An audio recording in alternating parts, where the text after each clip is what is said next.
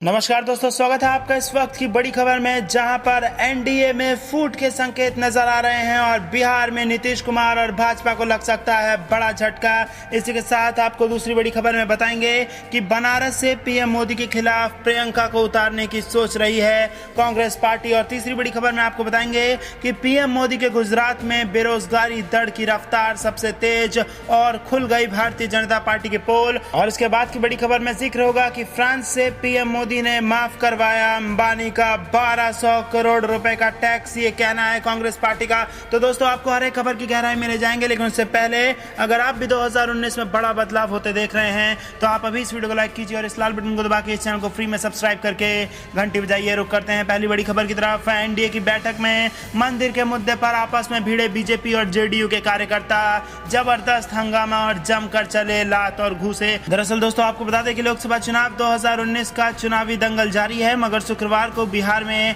NDA के दो घटक दल भाजपा और जेडीयू में ही असल दंगल देखने को मिला। हाजीपुर में एनडीए की बैठक में जेडीयू और बीजेपी कार्यकर्ताओं में जबरदस्त घमासान देखने को मिला।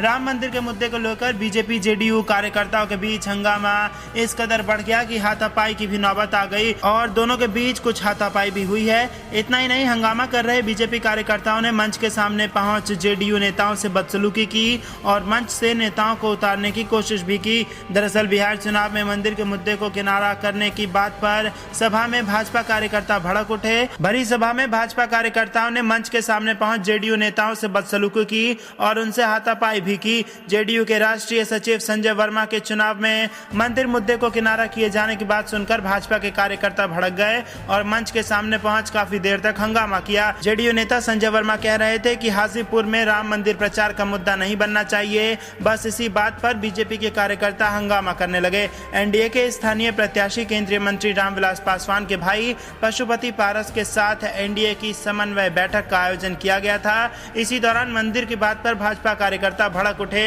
और दोनों के बीच जमकर झड़प हुई, हाथापाई भी हुई, जिसके बाद बिहार में एनडीए का गठबंधन खतरे में नजर आ रहा है और जेडीयू और भारतीय जनता पार्टी के बीच में ठन गई है। रुक करते हैं अगली बड़ी खबर की तरफ। बनारस से पीएम मोदी के खिलाफ प्रियंका गांधी को उतारने की सोच रही है कांग्रेस। सूत्रों के हवाले से आई इस वक्त की बड़ी खबर। दरअसल दोस्तों, उत्तर प्रदेश की high profile Banaras Lok Sabha seat पर प्रधानमंत्री नरेंद्र मोदी के खिलाफ कांग्रेस पार्टी प्रियंका गांधी को खड़ा करने की सोच रही है। सूत्रों ने यह जानकारी देते हुए बताया कि कांग्रेस यहां नामांकन दाखिल करने की आखिरी दिन प्रियंका गांधी को चुनाव मैदान में उतारने का ऐलान सरप्राइज देने पर विचार कर रही है। दरअसल पिछले लोकसभा चुनाव में मोदी लहर के बावजूद उनके जीत के अंतर को देखते हुए पार्टी के रणनीतिकार सक्रिय हो गए हैं। उनका तर्क है कि जैसे राहुल को अमेठी में बीजेपी घेर रही है, उसी तरह मोदी को बनारस में घेरा जाए। हालांकि इस बारे में अभी आखिरी फैसला नहीं हो पाया है। बताया जा रहा है कि कांग्रेस इस फैसले से पहले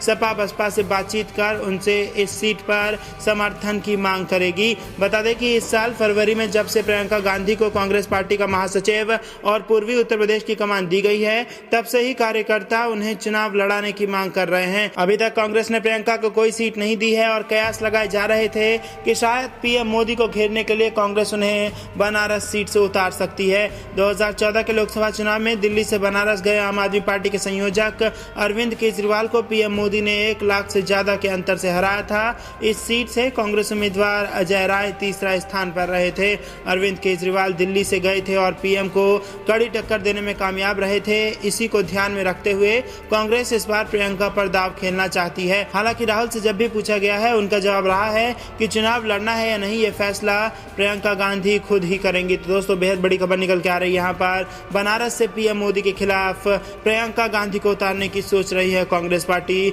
सूत्रों के हवाले से बेहद बड़ी खबर। रुक करते हैं अगली बड़ी खबर की तरफ। पीएम मोदी के गुजरात में बेरोजगारी दर की रफ्तार सबसे तेज और खुल गई भारतीय जनता पार्टी की पोल। दरअसल दोस्तों, देश में पिछले कुछ सालों से बेरोजगारी दर में बेतहाशा वृद्धि हुई है।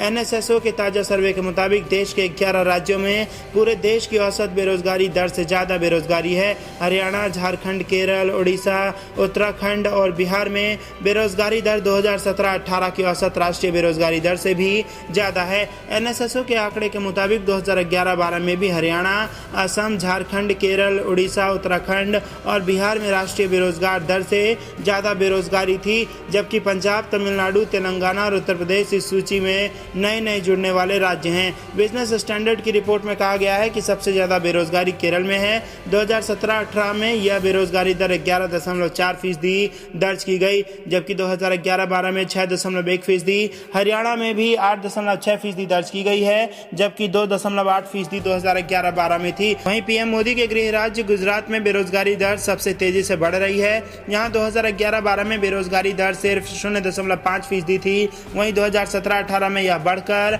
4.8% हो गई। गुजरात में युवाओं में बेरोजगारी दर सबसे ज्यादा बढ़ी है। गुजरात के ग्रामीण इलाकों में 2011-12 में बेरोजगारी दर सिर्फ 0.8% थी, लेकिन 2017-18 में यह बढ़कर 14.9% हो गई और शहरी क्षेत्रों में भी बेरोजगारी दर में कई गुना इजाफा हुआ है। शहरी इलाके में 2011-12 में गुजरात में शहरी युवाओं में बेरोजगारी दर 2.1% थी, लेकिन 2017-18 में यह दर बढ़कर 10.7% हो गई है। मोदी सरकार पर रोजगार के मुद्दे पर विफल रहने के आरोप लगते रहे हैं। विपक्षी पार्टियां भी इस मुद्दे पर सरकार को घेरती रही है। ऐसे में यह रिपोर्ट सरकार के लिए किसी झटके से कम नहीं है। रुक करते हैं अगली बड़ी खबर की तरफ। फ्रांस से पीएम मोदी ने माफ कराया अंबानी का 1200 करोड़ रुपए का टैक्स। दरअसल दोस्तों, कांग्रेस पार्टी ने यह बड़ा आरोप लगा दिया है भारतीय जनता पार्टी पर।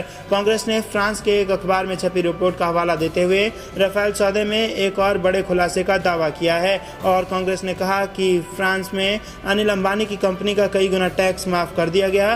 कांग्रेस ने प्रेस कॉन्फ्रेंस कर कहा कि एक तरफ से पैसा जा रहा है और दूसरी तरफ से अनिल अंबानी के खाते में वापस आ रहा है। कांग्रेस प्रवक्ता रणदीप सुरजेवाला ने कहा कि दसौल्त एविएशन ने अनिल अंबानी की कंपनी में 284 करोड़ रुपए जमा करवाए हैं। कांग्रेस ने अपनी प्रेस कॉन्फ्रेंस में कहा कि कैसे अनिल अंबानी की कंपनी को इतनी टैक्स छूट मिल गई और सुरजेवाला ने बताया कि 2007 से 2012 तक फ्रांस में राफेल सौदे की टैक्स लाइबिलिटी 143.7 मिलियन यूरो थी, लेकिन अनिल अंबानी की कंपनी के लिए 143.7 मिलियन यूरो की टैक्स लाइबिलिटी को सिर्फ 7.6 मिलियन यूरो कर दिया गया है।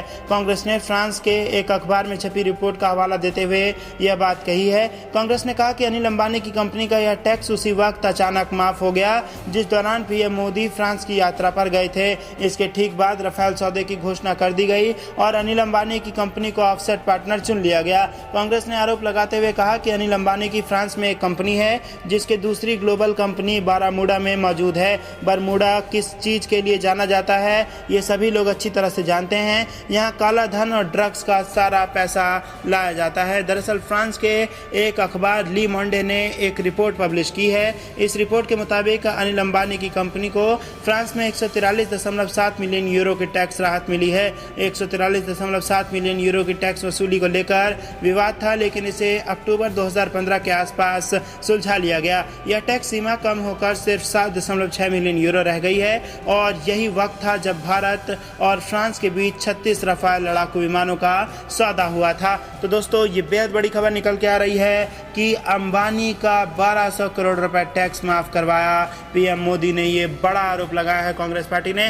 रुक करते हैं अगली बड़ी खबर की तरफ। बीजेपी सरकार सिर्फ नफरत और बांटने का काम करती है, इमरान प्रतापगढ़ी का बड़ा बयान। दरअसल दोस्तों, कांग्रेस प्रत्याशी शायर इमरान प्रतापगढ़ी ने एक खास बातचीत में कहा कि बीजेपी सरकार सिर्फ नफरत और बांटने का काम करती है। मैं कारोबार के शहर यानी मुरादाबाद से चुनाव लड़ रहा हूँ। यहाँ हिंदू मुसलमान देखकर नहीं होता, बल्कि आपसी भाईचारे से कारोबार होता है। और इमरान प्रतापगढ़ी ने कहा कि मुस्लिम वोट के ठेकेदारों का मिथक टूट चुका है। समाजवादी पार्टी मुस्लिमों का अपना वोट बैंक समझती आई है, लेकिन आज वह मुरादाबाद की जमीन पर नहीं दिख रही है। उन्होंने आगे कहा कि अब मुसलमान किसी एक पार्टी का वोट बैंक नहीं है। मुस्लिम वोटर अच्छा प्रत्याशी और पार्टी चुन रहा है। बीजेपी को कौन सत्ता से हटा सकता है, इसके बारे में वोटर गहराई से सोच रहा है। मुस्लिम वोटर जान चुका है कि ये सारी क्षमताएं केवल कांग्रेस पार्टी में ही हैं। रुक करते हैं अगली बड़ी खबर की तरफ। बहुजन नहीं, ब्राह्मणों पर मायावती का ध्यान, बामसेफ का बसपा को समर्थन नहीं। दरअसल दोस्तों,